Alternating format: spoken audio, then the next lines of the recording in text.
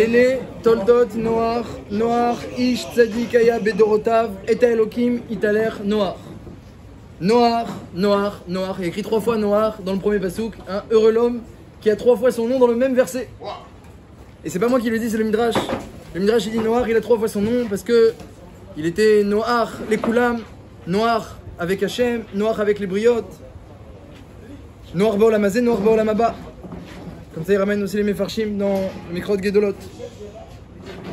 Noach, il a 3 fois son nom dans le verset parce qu'il a connu 3 générations. Il a connu la génération d'avant le Maboul, Noach avant le Maboul. Il a connu la génération dans la Teva, Noach dans la Testa, Olam Acher dans la Teva. Il n'y avait plus les mêmes klalim, ça fonctionnait plus pareil. Et il y a Noach d'après le Maboul également. Donc un homme qui a connu 3 générations, 3 Olamot il a connu. Nous déjà, dans un on a du mal. Et lui il a connu 3 Olamot. Alors Noach, 3 fois. Noach Ish Tzadik Vetamim. Tzadik, c'est marqué dans le Sforno, dans les Venezra, Tzadik Bemaase, Tamim Belibo, Tzadik Bepeulato, Tamim Bemuskalot, comme ça dit le Sforno. Un homme qui était intègre, parfait, dans son cœur, dans son esprit, dans ses actions. Le Beris Kerov, parce qu'il y a un petit victoire au sujet de Noach. Rashi ramène, il y a écrit Noach, il était Tzadik Bedorotav, dans ses générations. Mashma dit le Midrash, que s'il avait été à la génération d'Abraham, il aurait été rien du tout. Comme ça il ramène le Midrash.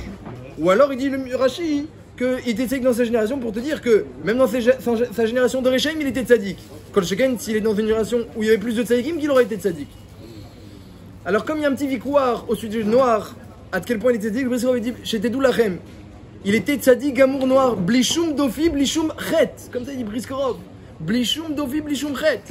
Il y a Choliot que s'il avait été la génération d'Avraham Avinu, il aurait été rien du tout par rapport à Avraham Avinu. Il y a Choliot, parce qu'on ne connaît pas la grandeur d'Avraham Avinu. Allez, Massé le Midrash, il dit dans le Midrash Shocher Tov, c'est marqué qu'il y a eu 3 tzadikim Yesod Olam. Il y a eu 3 personnes sur qui le monde il a tenu. Adam, Noach et Avraham Avinu. À chaque génération, il y a plusieurs tzadikim qui vont tenir le monde. Mais un tzadik Yesod Olam qui a fait tenir le monde à lui tout seul, il n'y a eu que Adam Arishon, Noach et Avraham Avinu. Ils ont fait tenir le monde à eux tout seuls. Donc, vadaï qu'on a en face de nous quelqu'un de très grand, quelqu'un de très élevé. Et il faut comprendre comment, Bémet, il y a une si grande chute après la Teva, lorsqu'il est sorti de la Teva, Noach.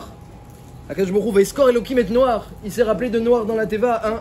C'est pas un pasouk sans signification.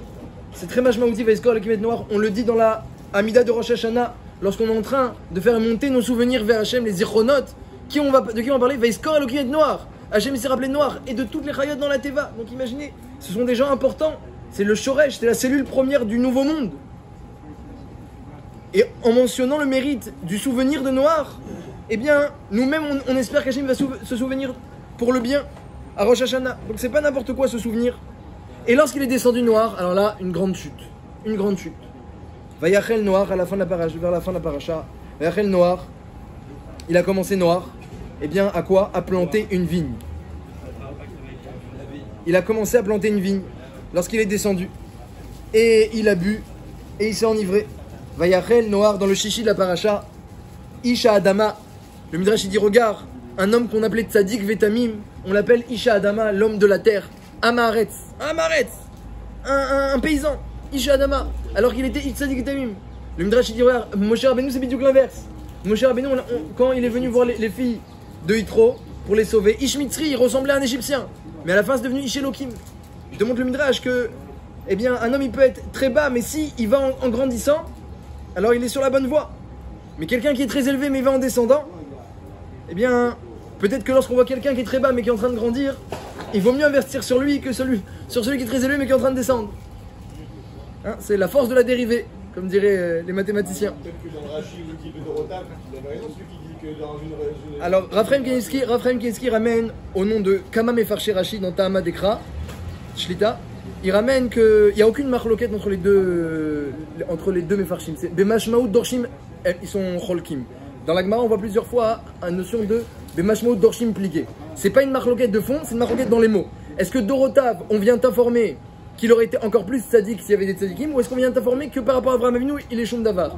Mais il veut dire qu'il n'y a aucune marloquette Bémet, c'est seulement qu'est-ce que la Torah vient t'informer. Il n'y a pas une marloquette de fond. Les deux sont d'accord que par rapport à Avraham Avinu, il est moins bien, il est Shum Davar, parce qu'Avraham Avinu Bémet, il avait une mala qui est sans comparaison avec Noach. Et c'est vrai que s'il y avait eu des tzadikim à côté de lui, ça aurait été encore plus facile pour lui. Comme ça, Rabbi Raphaïm, dans Tama Dekra que. C'est pas marloquette. Exactement, mais Mashmaout Dorshin Pligi, il n'y a aucune marloquette. C'est seulement qu'est-ce que le mot il vient te dire. Mais est-ce qu'il vient te dire ça ou ça? Mais les deux sont vrais. Comme ça, il y a des méfarchim dans Sifteh Chachamim Nirali qui ramène déjà un remèze à ça. Le Maharal il le dit Mefourach, donc Gourarié, et Raphaïm aussi le ramène aussi. Bekitsour, en tout cas le Briskorov il dit, eh bien, Noach, c'est un tzaddik sans défaut. Jusqu'à quoi? Jusqu'à la vigne. Là, la vigne, ça a été très difficile.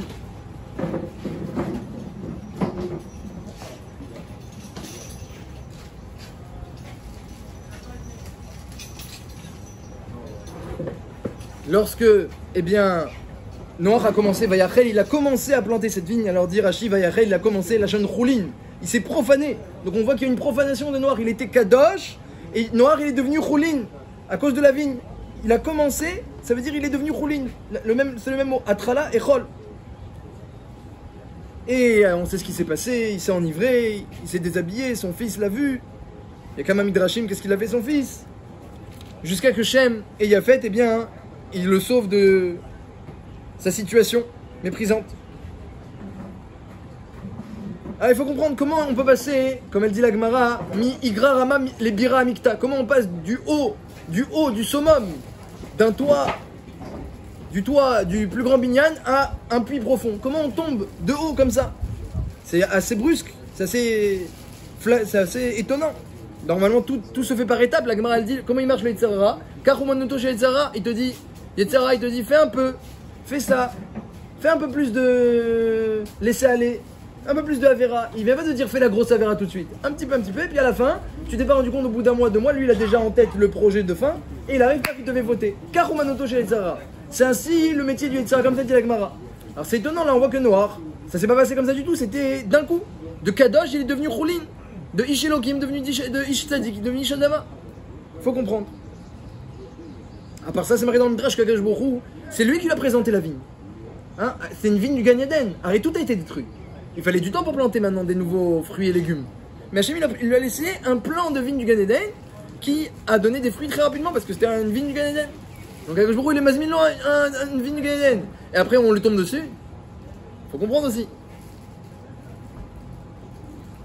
À part ça, on commence Baruch Hashem le mois de Cheshvan. On est sorti de Tishri. Voilà, Rosh Chodesh Cheshvan. Et on se demande, certains se demandent, et s'ils ne se demandent pas, il ferait mieux de se demander. Eh bien, qu'est-ce qui est vraiment entre nos mains dans le mois de Cheshvan? Qu'est-ce qui est...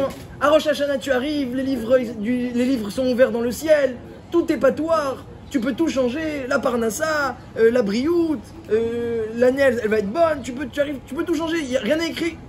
Kodvenu, écris-nous Hachem. Tu arrives à Yom Kippour, c'est écrit, mais tu peux encore changer la Khatima. Il a pas fermé le livre, il a pas scellé. À Hoshana Rabbah, il y a le Pitka, comme dit le Zohar. Hachem, il n'a pas encore transmis les décisions. Certaines vont être transmises, certaines vont pas être transmises, parce qu'à Hoshana Rabbah, tu as fait une grande chouva. Donc ce Pitka-là, il va pas être transmis. À Simchat Torah, dit après le Hari, et c'est pas comme ça dans le Zohar, il y a encore une Efsharout d'être sauvé par le Kohar Simcha. Et ça y est, on est en Cheshvan, hein. Qu'est-ce qu'on peut faire? La Gemara demande ça dans Rosh Hashanah. Sur la Mishnah de Berba Prakim Haolam Nidon, la Gemara demande mais pourquoi on prie aujourd'hui? Comme qui ça va la vie? Comme quelle la vie ça va? Le fait qu'on prie alors que tout a été déjà décidé à Rosh Hashanah Kippour. La Gemara demande à Rosh Hashanah, Daftet Zayin. C'est une chéla. Alors la Gemara donne plusieurs réponses, mais nous on peut se demander aussi qu'est-ce qu'il y a encore entre nos mains?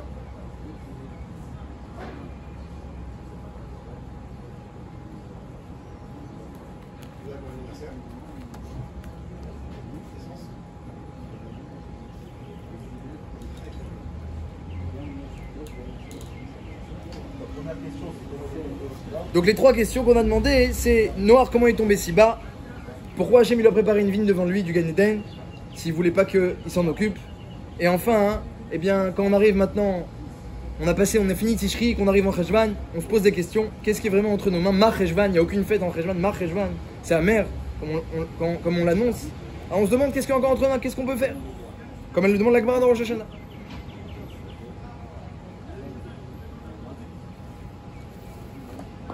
Alors, il y a une fête de l'année, très connue, qui se renouvelle tous les jours. Tous les jours, il y a un chag de l'année. Tous les jours, il y a un chag de l'année, mais Les gens connaissent la fête, mais ils ne savent pas qu'elle est tous les jours. Une fête très connue, qui est le 6 Sivan, mais elle est tous les jours de l'année. Qui c'est qui dit ça? C'est le Midrash. Le Midrash, il dit, il y a une psikta qui dit, de même que un homme, il doit se voir le soir de Pessah en train de sortir d'Égypte, ça c'est connu, on le dit dans la Haggadah, c'est une Mishnah Meforeshet, on doit se voir le soir de Pessah, quand on boit les 4 coupes, on mange à coudée, comme si on sort nous-mêmes d'Égypte. Ça c'est connu. Dit le Midrash, la psikta, de même un homme, il doit se voir lorsqu'il étudie la Torah tous les jours, comme s'il est au Har Sinaï et il reçoit la Torah. D'où on le sait, parce que c'est marqué Ayom Niyeta Leam. Dans la Torah, c'est marqué, dans Parashat Yitro, Hachem il a dit Ayom Niyeta Leam. Aujourd'hui, vous êtes un peuple. Il peut rien dire aujourd'hui. Maintenant, vous êtes un peuple. Pourquoi aujourd'hui? Pour que tu saches que tous les jours, chaque jour, eh bien, il y a ce renouvellement. Aujourd'hui, tu deviens un peuple. Chaque jour, il y a un renouvellement. Et toi, tu dois te voir lorsque tu étudies la Torah, comme si tu étais au Har Sinaï. Rashi ramène également ça. Dans la Parashat Yitro, Bachodesh Ashlishi, les Tzed Béné Israël, Bayom Azé, Baou Midbar Sinaï. Dit Rashi, pourquoi Bayom Azé? Afin que tu saches, Bayom Azé, que Bechol Yom Vayom, Iyu Divrei Torah, Chadashim Be'enecha. Chaque jour et chaque jour, tu dois te sentir comme si tu es le premier Sivan, là en l'occurrence, et que tu arrives au Har Sinaï. On est au premier Sivan au Har Sinaï. Comme ça, il faut étudier la Torah. Bayom Azé, parce que voilà, c'était pas nécessaire. C'était pas nécessaire dans la Torah lorsqu'on te raconte Bachodesh Ashlishi, les Tzed Béné Israël, lorsque les Israéliens sont sortis d'Égypte, mais Baou Midbar Sinaï, ils sont venus au Har Sinaï. Pas besoin de dire Bayom Azé, on t'a déjà dit la date précisément. Premier Sivan de l'année de la sortie d'Égypte. Donc tu m'as dit la date. Bayom Azé, ce jour-là. Bah évidemment, si tu me dis que le premier Sivan ils sont venus au Har Sinaï, je sais bien que c'est pas ni la veille ni le lendemain. Pourquoi la Torah dit le premier Sivan ils sont venus ce jour-là? Ce jour-là c'est en trop. Dis Rashi pour t'apprendre que toi-même tu dois voir chaque jour comme si c'était le premier Sivan. Chez You Divrei Torah Chadashim Be'enecha. Et Bémet, c'est un Rashi Mefourash également au début de Kohelet. Il y a un minag de lire Kohelet à Sukkot. Alors, les Ashkenazim le lisent pendant Shabbat, la Megillat Kohelet. Les Sfaradim, chacun peut le lire à la maison. Mais il y a un minag, en tout cas, il y a doua. Eh bien, dans Kohelet, c'est marqué En Chadash Tachat Hashemesh. Il n'y a rien de nouveau sous le soleil. Il y a plusieurs psukim où Shlomo Melech il reprend cette notion-là. Et Rashi, à chaque fois, il précise que la Kavana, comme ça la Gemara ramène dans Shabbat d'Aflamed, que la Kavana de Shlomo Melech, qu'est-ce qu'il veut nous enseigner? Qu'il n'y a rien de nouveau, que l'histoire se répète, ma chez Aya ou chez Iye, ma chez Nasa ou chez Yaase, ce qui a été, ce sera, ce qui a été fait. Qu'est-ce qu'il veut dire? Que En Chadash Hashemesh, arrête, c'est pas d'ivrei Torah, comme ça la Gemara demande, mais c'est pas des d'ivrei Torah ça. Arrête, Kohelet, c'est un séfer du Tanakh. Quel d'ivrei Torah on t'apprend? Comme ça la Gemara demande. Chaque passage de Torah, il doit enseigner quelque chose de Torah. Mais pas quelque chose de comment fonctionne le monde. T'as le droit aussi, tout est inclus dans la Torah. Quelqu'un qui étudie la Torah, il connaît tout ensuite. Mais le pshat du passouk, il doit t'enseigner un limoud de Torah, comme ça dit la Gemara dans Shabbat. Si, donc justement, demande la Gemara, qu'est-ce qu'il vient t'enseigner ce passouk-là? Et dit la Gemara, Rashi le ramène, il vient t'enseigner que Yesh Chadash Tachat Hashemesh. Il y a un seul domaine où il y a du Chadash. Shlomo Melech, quand il te dit qu'il n'y a rien de nouveau sous le soleil, il y a une mashmaout, que dans la Torah, il y a du nouveau. C'est-à-dire que Olam Hazé, c'est un monde qui se répète. Ça montre la matière, elle est finie, elle est limitée, elle est répétitive, elle est parfois lassante. Hein. J'ai entendu une fois que le mot Edom, les descendants de Esav, on les appelle Edom. Le monde, comme ça, on va dire occidental, descendants de Esav, bien qu'il y ait eu des mélanges depuis Sancheriv. Les Edom, eh bien c'est le même mot que Mod. Comme ça, j'ai entendu une fois. Alors c'est un remez assez intéressant. Même qu'il y ait lieu de l'étudier ou pas, de toute façon c'est un pshat qui, le Ramban il dit, même s'il dit pas le remez mais il le dit, que les goïms qui sont dans la matière, ils sont obligés de trouver toujours des nouveautés. S'ils n'ont pas une mode du nouveau, alors ils se lassent complètement, parce que la matière elle est lassante. Dans la Torah c'est pas comme ça. La Torah elle est au-dessus du soleil. En Chadash Tachat Hashemesh. En dessous du soleil il n'y a rien de nouveau. Mais au-dessus du soleil, dans le domaine de la Torah, il y a du nouveau. Parce que la Torah, on sait qu'Akadosh Baruch Hu, comme c'est marqué dans le Midrash Tanchuma de la Parashat cette semaine, Midrash Tanchuma Parashat Noir, Akadosh Baruch Hu il dit qu'il a créé une lumière extraordinaire, c'est la lumière de sa splendeur, la lumière d'Hachem, Or Haganouz on l'appelle aussi. Et bien cette lumière-là, il voulait pas que Dor HaMaboul en profite, et Dor HaFlaga en profite. Comme ça, le Midrash Tanchuma il ramène dans Parashat Noir. Et donc, où il a mis cette lumière-là, qui est la lumière du Olam Haba, la lumière cachée, réservée pour les tzadikim Olam Haba, il l'a mis dans la Torah. Donc en d'autres termes, la Torah, eh bien, c'est un extrait de Olam Haba, c'est un extrait d'un Olam où là-bas, il n'y a que des chidushim. Parce que si Olam Haba on s'embête, alors ça remet en question le principe même de salaire et de sachar. Olam Haba, le Olam où Hachem il va donner à l'homme une récompense, du plaisir, de la satisfaction, du bonheur éternel. Mais comment c'est possible un bonheur éternel? C'est impossible. On se lasse. Alors ça c'est la force du Olam Haba. C'est que c'est kol kulo chidouche. Olam Haba c'est kol kulo chidouche. Il y a pas de, on peut pas se lasser Olam Haba. C'est dans la matière on peut se lasser. Dans la matière on s'habitue. Dans la matière c'est limité. Olam Haba c'est le Olam Ensof, Olam Haemet, il y a que c'est kulo chidouche. Donc dit Shlomo Ameler, on a déjà sur terre quelque chose qui est Me'ein Olam Haba.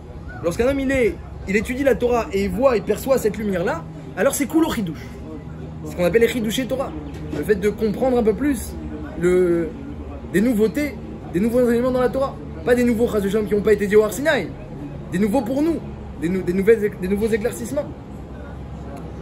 Alors, eh bien, ça c'est la force de la Torah. Et c'est pour ça que quand un homme il étudie la Torah, s'il arrive, eh bien, lassé, il arrive, c'est la routine. Allez, Cheshvan, le train quotidien, on reprend métro boulot dodo. Alors, eh bien, il va avoir du mal à accéder à cette facette de la Torah qui est indispensable.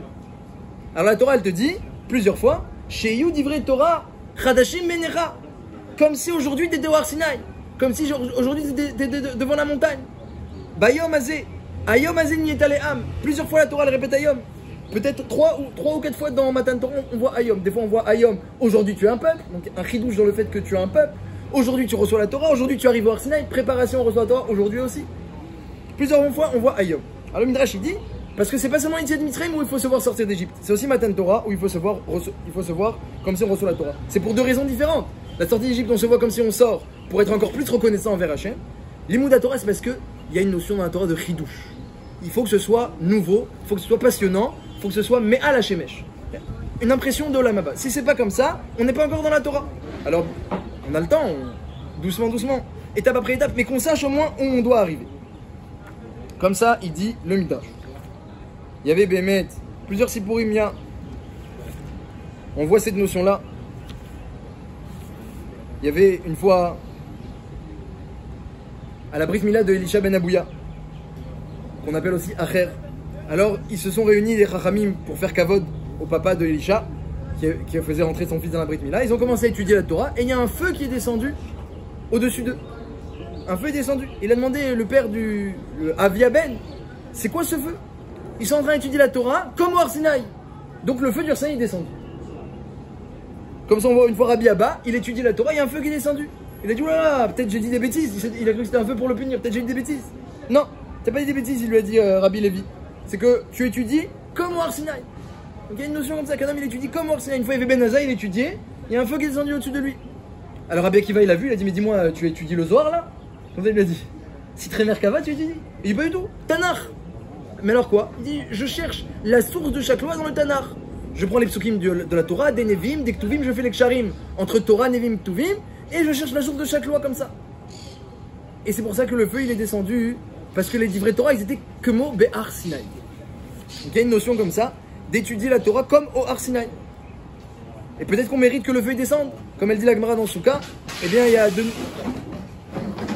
a de nombreux élèves de Hillel qui méritaient que la Shekhinah descende sur eux Bégalouille, mais comme la génération n'était pas apte à le voir, alors Gashbourou il le cachait. Donc peut-être que lorsqu'un homme il étudie Bémet de la Torah comme ça, le feu du Har Sinaï il descend, mais on le voit peut-être pas, parce que la génération elle est pas apte à le voir. Comme ça, elle dit dans Maseret Souka qu'il y avait plusieurs élèves de Hillel qui mériteraient que la Shekhinah elle-même elle descende au-dessus d'eux, mais la génération n'est pas apte à le voir. Alors il y avait un sipo dans la Gemara dans Chagiga, qu'on comprenne un petit peu et qu'on puisse répondre aussi aux questions sur Parashat Noach. Il y a un sipo dans Maseret Chagiga sur Rav Idi. Rav Idi, eh bien, c'était un monsieur. On l'appelait Rav, mais c'était un monsieur qui étudie pas tant que ça la Torah. Il étudie pas tant que ça parce que, pour la simple raison qu'il habitait à une distance du Beth Midrash de 3 mois. Il fallait marcher 3 mois pour arriver au Beth Midrash. Comme ça, Rachid explique la Gemara. Il y a qu'il avait 3 mois pour aller au Beth Midrash. Rachid dit que c'était la distance entre chez lui et le Beth Midrash. Alors, qu'est-ce qu'il faisait? Il partait le lendemain de Pessah. Il marchait 3 mois pour arriver au Beth Midrash. Donc il arrivait vers Tammuz. Il étudiait un jour. Et il revenait à la maison 3 mois pour arriver à Sukkot. Parce qu'il ne voulait pas laisser sa femme seule pour les Chagim. Donc il partait le lendemain de Pessah et il revenait pour Sukkot. Mais au final, puisqu'il avait 3 mois de marche, il étudiait qu'un jour. Et les gens l'appelaient, Ravidi, on l'appelait Barberav d'Echad Yoma, le Talmid d'un jour. Et tout le monde l'appelait comme ça, Barberav d'Echad Yoma, t'as vu, il y a le Talmid d'un jour qui est arrivé. Et il a dit un pasouk, ce Barberav, il a dit un pasouk, c'est un pasouk de Yov, je suis devenu un sujet de plaisanterie. Rabbi Yochanan, qui était le Rav de la Yeshiva, Rabbi Yochanan, vous savez qui c'est Rabbi Yochanan, il avait sûrement des bâtés midrashot à côté de chez lui. Il voulait aller étudier chez Rabbi Yochanan. Rabbi Yochanan, Gadolador, qui a écrit Talmud Yerushalmi. Donc, il voulait étudier chez Rabbi Yochanan. La halakha est toujours comme lui. Flouké Neged Rav et Shmuel, c'était pas n'importe qui. Le Bar Plukta de Resh Lakish. Donc il arrivait chez Rabbi Yochanan, il étudiait un jour. Et après il repartait. Alors, il a dit, ah, je suis devenu un sujet de plaisanterie. Rabbi Yochanan a entendu qu'il a dit ça. Il est venu le voir. Il a dit, je t'en supplie, pardonne-leur aux Rabbanan. C'était les Rabbanan qui disaient ça. Les Rabbanan, ils voulaient pas se moquer. Ils ont dit, c'est un talmid d'un jour, c'est la vérité. Il étudie pas plus qu'un jour, ce Rav. Ils ont dit, c'est un talmid d'un jour, Barberav d'Echad Yoma. Rabbi Yochanan dit, je t'en supplie, excuse-les. Pourquoi excuse-les? Il y a besoin? Oui, il y a besoin. Parce que j'ai peur qu'ils vont être punis dans le ciel. Pourquoi? Et il a ramené un pasouk Rabbi Yochanan, Yom Yom Midreshonoti. Il a ramené un pasouk pour lui montrer que son jour qu'il étudie de Torah, il vaut chez Hachem 1 an. Et on voit aussi cela dans la parashat Shlach Lecha, qu'ils ont fait les Meragelim 40 jours d'exploration, et ils ont été punis par 40 ans dans le désert Yom Lashana, Yom Lashana. Donc il a dit ta journée, elle vaut 1 an. Alors d'après Rashi, c'est très très médouillac, parce que d'après Rashi, il y a Roliot que Bassov il étudiait qu'un an, un jour par an. Roliot.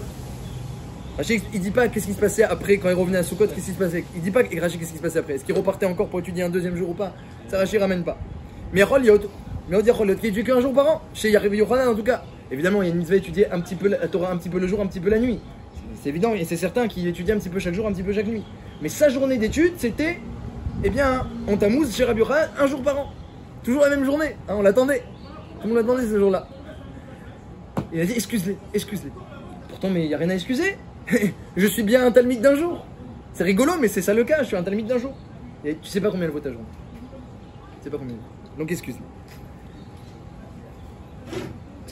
Le Maharsha, il dit Yacholiot que il étudiait plus qu'un jour. Et lui il explique autrement le Maharsha. C'était pas 3 mois aller, 3 mois retour. C'est qu'il avait besoin de travailler 3 mois pour gagner sa parnassa. Après pour étudier un jour. D'après le Maharsha, qui étudie 4 jours par an. Parce qu'il travaille 3 mois et étudie un jour. Il travaille 3 mois et étudie un jour. Il avait 3 mois pour gagner sa parnassa et être tranquille. C'est difficile pour lui la parnassa. Et étudier Yacholiot beaucoup plus. Alors d'après ça, on peut se demander pourquoi sa journée elle vaut 1 an. Alors, il étudiait 4 jours par an. Et à part ça, les Meragelim, eux, eh bien, ils ont marché dans le désert 40 jours. Ils ont marché en Israël 40 jours. On les a punis de 40 ans. Donc on voit toujours cette notion qu'un jour, ça vaut 1 an. Pas seulement pour ce Talmid-là, c'est pour Avidi, qui a étudié peut-être 1 jour par an d'après Rashi. Mais on voit qu'il y a une notion qu'un jour, c'est 1 an. Alors quand on voit ça, et qu'ensuite on te dit que dans chaque jour, eh bien, il y a un petit Matan Torah, on commence peut-être à comprendre.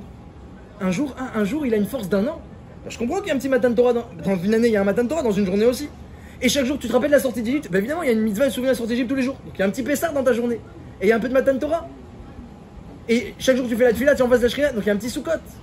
Donc en fait, dans chaque jour, eh bien, il y a un potentiel de toute l'année. Et en particulier pour la Torah, c'est nécessaire de le savoir et de le sentir. C'est nécessaire.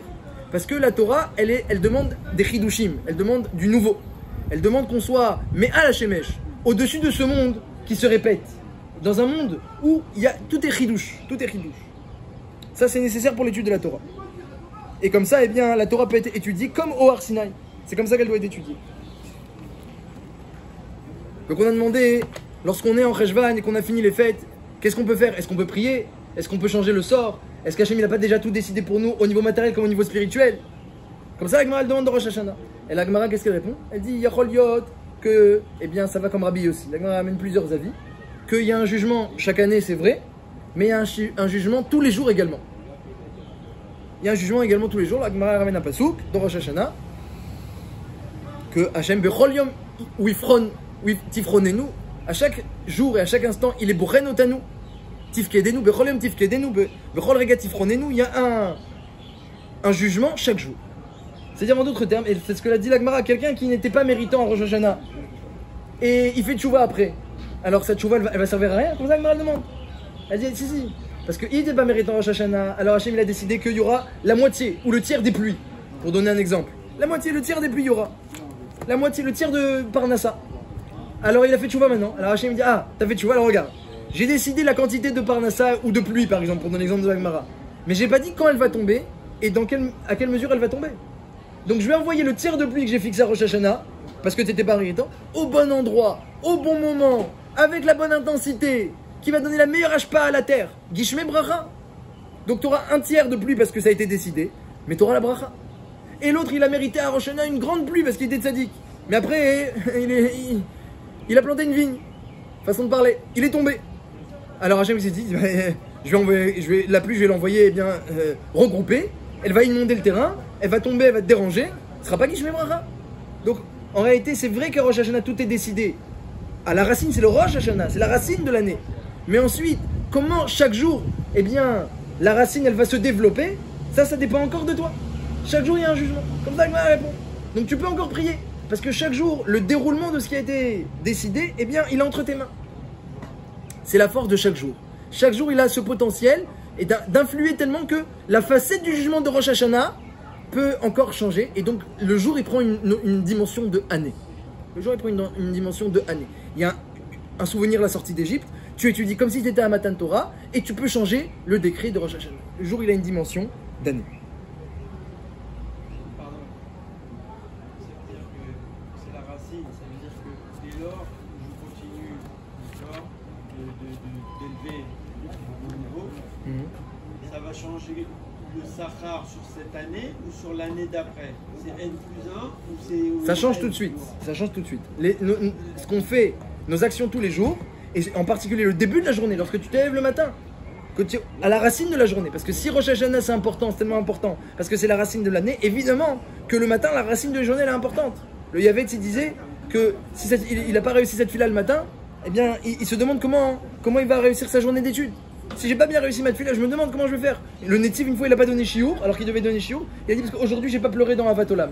La prière qu'on fait sur l'étude de la Torah, j'ai pas pleuré, alors je préfère pas donner shiur. Comme il a dit. Ça veut dire que, c'est des gens qui percevaient que la racine de la journée elle est entre nos mains. Et la journée, elle a son pesant d'or. Mais c'est vrai que si quelqu'un il en est conscient de la force de la journée, alors il y a Roliot qu'il pourra même le voir que la journée elle vaut un an. C'est certain qu'une journée, nos journées elles valent une année, c'est certain.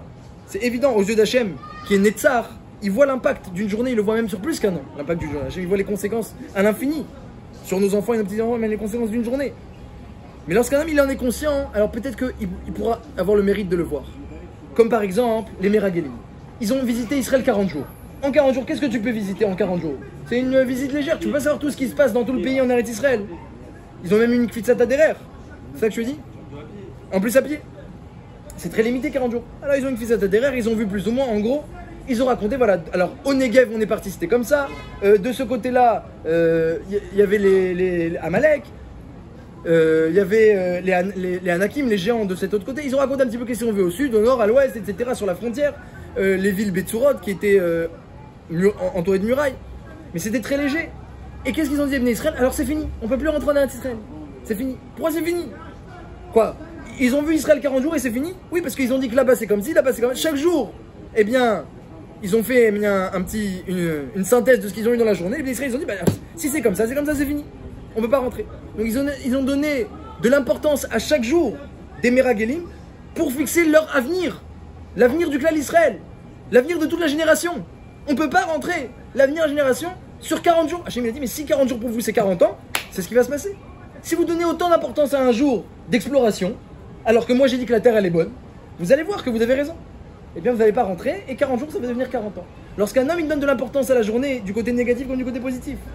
Ce Barberav, ce Ravidi, il marchait 3 mois, aller 3 mois retour. Peut-être qu'il étudiait 1 jour ou 4 jours par an, mais on voit que pour lui, 1 jour de Torah, ça valait une année. Ça valait une année, ça valait le coup de marcher autant. Alors qu'il aurait pu étudier à côté de chez lui. Il voulait le meilleur Rav, le meilleur limoud, la meilleure compréhension. Et même un petit peu de cette Torah tellement fine, tellement pure, tellement méchoudéchet, tellement nouvelle à ses yeux. Ça valait le coup. Hachem dit, mais ta journée, elle vaut un an. Et Rabbi Yochanan, il a compris ça. Quand ils ont dit c'est un Barberav des Chadioma, il a dit arrêtez de dire ça tout de suite. J'ai peur que vous allez être punis. Parce que sa journée, même dans notre monde, ça s'appelle pas une journée. Lui qui marche autant, sa journée, elle s'appelle pas une journée. Donc vous pouvez pas l'appeler comme ça. C'est pas seulement un point de vue divin. Vu qu'il marche autant et il étudie que peut-être un jour ou 2 jours ou 3 jours par an, eh bien, sa journée, elle a un statut d'année. À nos yeux maintenant. Et c'est comme ça qu'il faut le considérer. Mais ça, il faut savoir que c'est entre nos mains de penser, de vivre les choses comme ça tous les jours. Que je commence ma journée le matin, voilà, j'ai une année devant moi.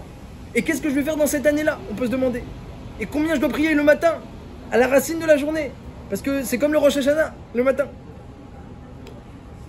Pour que la journée se passe bien. Quand on étudie, on est comme au Har Sinaï, on vient arriver au Har Sinaï, on reçoit la Torah, le Rav il parle, même si je ne vois pas Moshe Rabbeinu de loin, c'est incomparable, ou même pas les rabbinim de la génération d'avant. Comme elle dit la Gemara, c'est les rabbinim de la génération d'avant, c'est des hommes, alors nous on est des ânes. Donc on ne les voit pas, mais qu'on l'entende, peut-être qu'on va percevoir un chidouche, eh bien comme au Har Sinaï. Peut-être qu'on va entendre quelque chose de pur, de vrai, de fin, peut-être. Alors on va essayer, on va entendre, on va chercher, on va percevoir. Des fois oui, des fois non. Quand quelqu'un il vient comme ça, comme s'il arrive au Har Sinaï, hein, je me rappelle, lorsque j'étais à l'Yeshiva de Mir, alors il y avait un peu cette ambiance-là. Il y avait un Rav, il donnait shiur, il y avait 700 élèves. Un shiur. Et chaque mot il était pesé. C'est un des Ravs les plus connus en Eretz Israël. Chaque mot était pesé. Le commentaire de Gemara, il était fin, il était adin, il reprenait les Rishonim et les Acharonim. Mamash, un shiur. Quand il arrivait le Rav, on avait l'impression que c'est Moshe Rabbeinu qui arrive, voilà, matin commence, il y avait un silence, 700 élèves, un silence total. Il parlait en yiddish, le Rav. Ouais. Il y avait plein de gens qui parlaient pas yiddish. C'est pas grave, on apprend yiddish. Des Sfaradim, ils apprennent yiddish. Pourquoi? Je veux savoir qu'est-ce qu'il dit. Si Moshe Rabbeinu parlait yiddish, on aurait tous appris yiddish. C'est évident. Alors, une de mes chavrutot a été dans un autre kollel où il était bien payé. Mais il n'étudiait pas aussi bien que ça. Il aurait pu étudier mieux. Il s'est dit à l'Yeshiva de Mir, je pourrais mieux étudier. Ah, il pensait voir Rav Steinman. Il a demandé, voilà, j'ai étudié dans tel kollel. Je sens que je suis pas au mieux de mes capacités, mais je suis bien payé. J'amène la parnassa à la maison. Ma femme, elle travaille pas. Alors, si je vais à Mir, là-bas, ils payent pas. Très peu. Mais je sais que je vais un peu mieux étudier. Qu'est-ce que vous dites, Rav Steinman? Il a demandé. Ma Rosh Yeshiva Omer.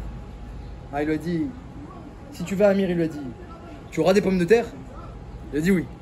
Tu auras de la margarine? Il lui a dit oui. Il a dit, va à Mir. Après, il lui a dit, et tu sais, quelque part, il lui a dit comme ça. Après, quand il y a eu cette histoire, elle s'est fait connaître, ce cibourg, il s'est fait connaître ensuite. Il l'a raconté. Eh bien, il lui a dit, Rav Steinman, tu sais, être dans un kollel où on te paye mieux, alors que tu étudies un peu moins bien, c'est comme si on te payait ta parnassa pour ne pas étudier du tout. Le un peu moins bien de ce kollel-là par rapport à l'autre, c'est comme si tu reçois ta parnassa. Est-ce que tu accepterais, il lui a dit, est-ce que tu accepterais d'être dans un kollel où on te paye la même somme et tu étudies pas? Il dit, Chas v'shalom. Il dit, bah, c'est un peu ta situation. Comme ça, il lui a dit. Pourquoi? Parce que un jour ça vaut un an, un petit peu moins, et ben c'est comme pas du tout. Ce un petit peu moins, c'est comme pas du tout. Mais où va le yuchalitkon chesron le yuchalimanot, c'est un manque qui pourra pas être complété. Et le Zohar HaKadosh, il dit, un homme il vient à la tefila, il fait sa prière, c'est tous les jours la même tefila, shacharit, ça n'a pas bougé. Où va les tion, ashre, ça bouge pas. Après il étudie, bon, alors dans l'étude il y a un petit peu plus de chidushim, mais bon, c'est toujours Parashat Noach, et ce sera toujours Parashat la Cléra la semaine prochaine. Ceux qui se rappellent du shiur l'année dernière, ils vont dire, ah, le Rav il a répété pareil que l'année dernière, il y a Choliot. Alors c'est répétitif un petit peu. Mais dis le Harizal, que tu saches que à tes yeux c'est répétitif. Dans le ciel c'est pas du tout répétitif. Encore une fois, c'est le point de vue matériel. La répétition elle vient que du point de vue matériel. Dans le ciel, Akadosh Baruch Hu, il avait un truc extraordinaire. Que les 6 millénaires, chaque millénaire, il a une mida différente. Donc les mitzvot qui sont faits dans les 6 millénaires, on sait qu'il y a 6 midot plus Malchut qui n'a pas une couleur en soi. Donc il y a 6 midot dans les 7. Eh bien, chaque millénaire il a sa force. Ensuite, dans les 6 millénaires, il y a 100 ans. Chaque décennie, elle a sa force, c'est les 10 sphirotes. Elle a sa force. Dans les 100 ans, il y a 10 ans. Chaque année, elle a aussi sa force. C'est les 10 sphirotes de Keter, Chorma, Bina, Da'at, etc. Ensuite, dans la journée, pareil. Le matin, il a telle couleur, telle mida. Parce qu'il y a 12 heures plus 12 heures. On peut aussi séparer. 6, 6, 6, 6. Et donc le Harizal, il te dit qu'en fait, chaque seconde de la création, depuis Adam Arishon jusqu'à la venue Mashiach, chaque seconde, il a une couleur qui lui est propre. C'est un mélange de midot d'Akadosh Baruch Hu qui n'a pas qui n'a pas de ressemblant. Il n'y aura pas une autre seconde telle qu'elle. Donc la mitzvah que tu fais à cet instant, elle a un impact qu'elle ne pourra pas avoir à un autre moment et qu'elle n'aura plus jamais. Et si tu l'as raté, tu l'as raté. Ça, c'est la force qu'on appelle Netzar. Chaque chose a un côté éternel, un côté infini, un côté unique. Akadosh Baruch Hu, il est unique. Tout ce qu'il fait, c'est unique. Les êtres humains, ils sont uniques. Chaque seconde, elle est unique. Chaque jour, il est unique. Et donc, en réalité, eh bien, la Gemara dit même qu'on est jugé à chaque instant, pas seulement chaque jour, mais à chaque instant. Donc, même si quelqu'un a raté son début de journée, bah, c'est pas grave. Maintenant, c'est un nouveau commencement pour moi. Chaque instant, ça peut devenir un petit Rosh Hashanah. Et en tout cas, chaque matin, c'est Vadaï. Donc, c'est vrai que tout a été fixé à Rosh Hashanah, mais à la racine. Mais il y a encore plein de racines maintenant. Et comment elle se développe et comment elle va prendre forme, ça dépend de nous. Et surtout dans le domaine de la Torah, eh bien il y a cette force-là de renouveau. Donc Noach, c'était quoi son problème à Noach? Pour revenir à Noach, eh bien Noach, il fallait qu'il comprenne que lorsqu'on descend de l'arche et on a le nouveau monde, chaque action dans le nouveau monde, toi qui as connu maintenant des 3 mondes, tu as connu. Dans le nouveau monde, chaque action, c'est une action. Tiens un pionnier. C'est Srout Ameyazim, tiens un premier, tiens un pionnier. Chaque action que tu vas faire, c'est une racine. Réfléchis bien. C'est vrai qu'une vigne, elle se présente, parce qu'on aura besoin de la vigne. Kidou, Shavdala, combien de misotes elles sont faites avec le vin? Il y a une Issamar Leva Venoch. Vadaï qu'il y a besoin du vin. Parfois c'est indispensable, on est bloqué si on n'a pas de vin. Il y a besoin de... Mais réfléchis. Comment tu vas organiser les choses? Vayachel, ça veut dire il a commencé. Réfléchis comment tu commences ta journée. Le commencement il est important. Le matin, on n'a pas le droit de manger avant la tefila. Parce qu'on ne commence pas comme ça, on commence pas en mangeant. Ok, c'est pas grave, il a mangé avant la tefila. Non, on commence pas comme ça. Ta journée, ta tefila c'est plus la même, ta journée c'est plus la même. Le commencement il est important. Sauf Maaseh Bemarshava Trila. Ce qui va se passer à la fin, c'est inclus au début. Tov Acharit Davar Mireshito. La fin d'une chose, elle est bonne, les Reshito, selon le début. Donc chaque début il est important. Et ça peut être le début d'une journée, ça peut être le début d'une Chavruta, ça peut être le début même début de l'après-midi. Encore plus le début de l'année. Et encore plus le début de l'humanité. Ça c'est l'erreur de Noach. Il a méprisé la force du début. Il a dit, il y a une vigne qui se présente devant moi, ça s'est présenté. Allez, ça s'est présenté. C'est toute chose qui se présente, c'est pas forcément bien. Réfléchis, il faut organiser les choses. Akadosh Baruch Hu, il a déjà tout décrété à Rosh Hashanah. C'est vrai. Mais comment les choses vont s'organiser, ça il n'a pas décrété. Donc réfléchis comment toi aussi tu vas organiser les choses. Volbeu, il disait, chaque instant, chaque mitzvah, c'est une perle. L'organisation des mitzvot et de chaque instant de notre journée, l'organisation, c'est le fil. Et chaque instant, c'est une perle Nekouva, une perle trouée. Si tu as le fil, alors à la fin, tu as le collier. Mais si tu n'as pas le fil, tu n'as rien du tout. Les perles, elles vont tomber, elles vont s'éperpiller. Qu'est-ce que tu as? Tu n'as rien du tout. On a besoin d'organiser notre journée, organiser nos mitzvot, bien réfléchir, parce que le commencement est important. Donc, on est dans une paracha de commencement, début du mois de Cheshvan, Rosh Chodesh, Cheshvan. Noir, c'est le début de l'humanité. Au lendemain de Rosh Hashanah, on est dans une période de commencement. C'est un nouveau Zman qui commence, une période de commencement. Même si c'est vrai toute l'année, mais à plus forte raison que dans cette période de commencement, c'est vrai. Et donc, en particulier dans le Limud Torah, eh bien, il faut arriver à se renouveler, à avoir du nouveau, à savoir qu'on est comme au Har Sinaï, que tout est entre nos mains, donner de l'importance à chaque instant, et ne pas faire la première chose qui se présente. La première chose qui se présente, c'est pas forcément la bonne.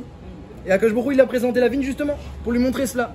Pour montrer que, attends, tu dois réfléchir maintenant. La vigne, elle est bonne, mais comment, quand, à quelle dose?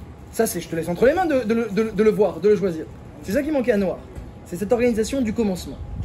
Et s'il avait bien commencé l'humanité, les choses se seraient déroulées différemment. Donc c'est ça le yesod de cette paracha. Et nous aussi, au début de mois de Cheshvan, ce qu'on doit se rappeler, c'est que chaque jour, c'est un nouveau commencement. Chaque jour, c'est un Matan Torah. Et donc, on n'est pas sans fête. Chaque Ravruta, c'est, on est comme au Har Sinaï.